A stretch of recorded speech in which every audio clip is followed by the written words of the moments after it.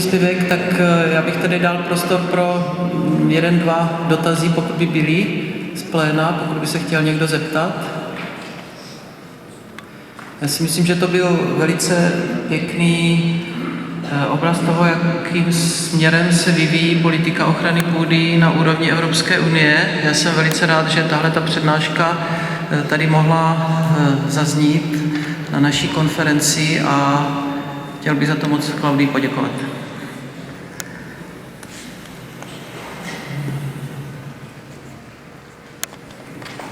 Okay, Claudia, thank you very much for your very interesting speech.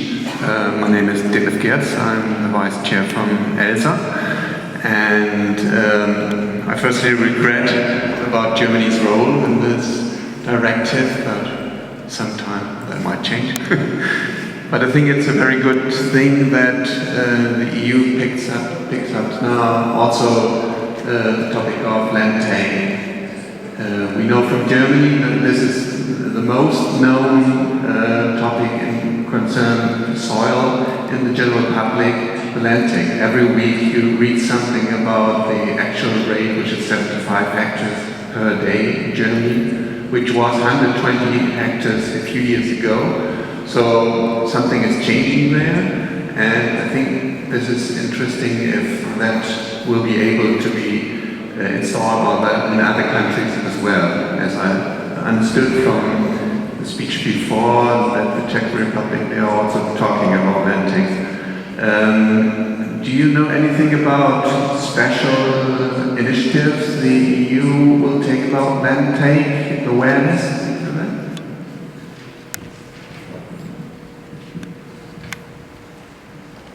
Thank you. Well, we started already a couple of years ago. We produced and published in all the languages the soil seeding guidelines, which are publicly available in our webpage, and I'll be happy to provide the link if need be. That was already a way to say soil seeding is happening. There are ways of either avoiding it altogether or mitigating its effects.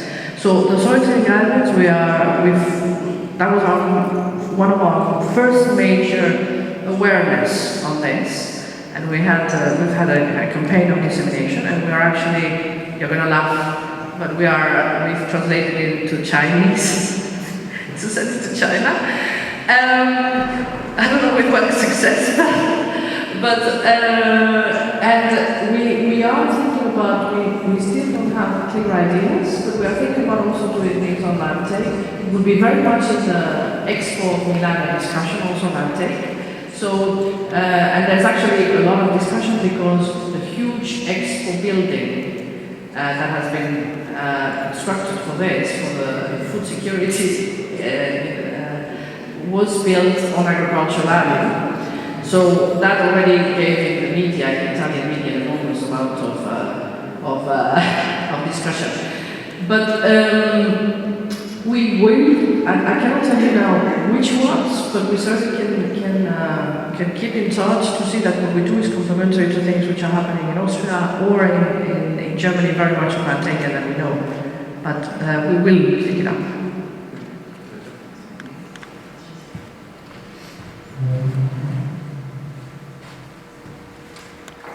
One short idea we had in Germany in the past, little films running in the cinemas before the big movies. They were sponsored by Greenpeace about climate change, 2 or 3 minute clips. And a lot of people who weren't really engaged in climate change, they saw it. It was very intelligent made. And I could imagine that if we have something like this about land take, because this topic is quite easily communicated by showing aerial views of cities and how they grow and things, and if you make it this way, we could spread it all over Europe with little clips people see in the cinema, perhaps. Irene, a short question. You mentioned the soil strategy. The problem of the directive, as you mentioned, it was not with the farmers. You have not developed this directive with the farmers, and also this was one of the problems. The second problem was that you are focused on these risk areas, and no one wants to live in a risk area. And the third problem was that you decided how to reach the way. And I think there must be more freedom how to get to the goals. And it is very easy to make a good strategy for soil. The Commission has to make the aims, the goals, let's say to reduce erosion from 3 tons to 1.5 tons, and give it to the member states how to reach the way. And it's not for the European Commission to make a directive for every small step. You have to make the vision and let the member states come to reach the goal. And it is a pity that now we have the new program, the Common Agricultural Program, and it would be very nice to have these incentives that each of these actions are led by goal, by a soil goal. So you have to link with the farm strategy. And I think it's very easy to make a good strategy, and we had discussion in Vienna and to find 2 priorities for soil protection and give freedom to the member states how to get them. Thank you.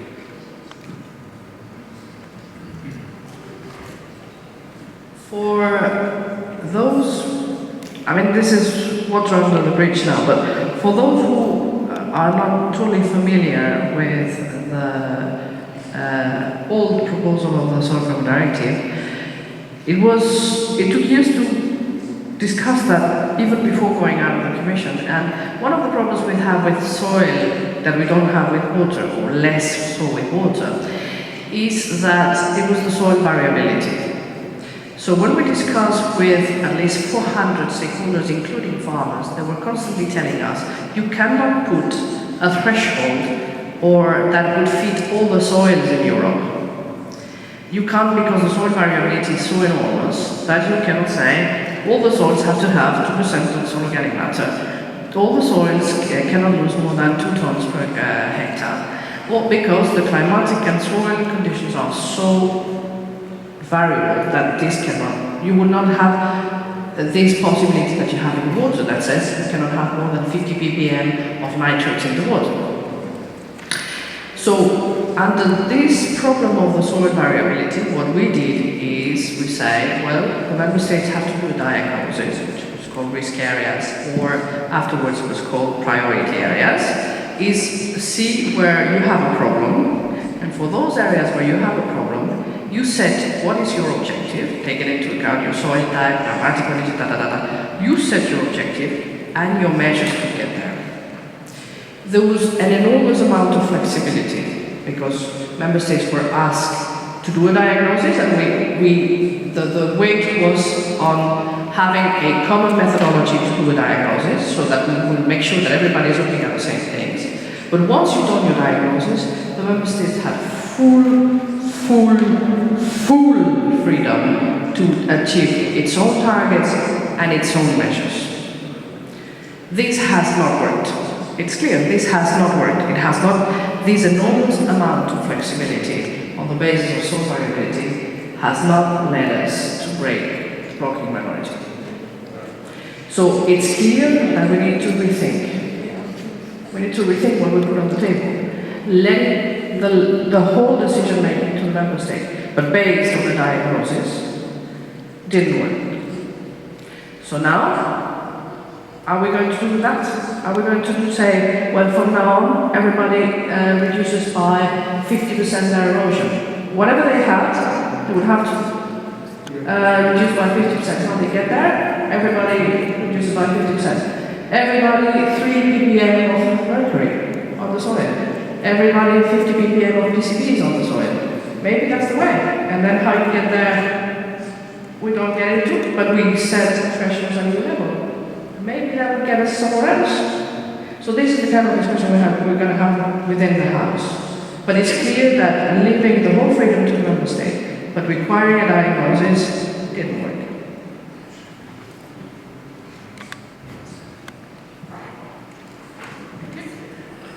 Děkuji za ten perfektní přehled a nadhled k problematice ochrany půdy z toho pohledu politického, z toho nejvyššího vlastně pohledu Evropské komise.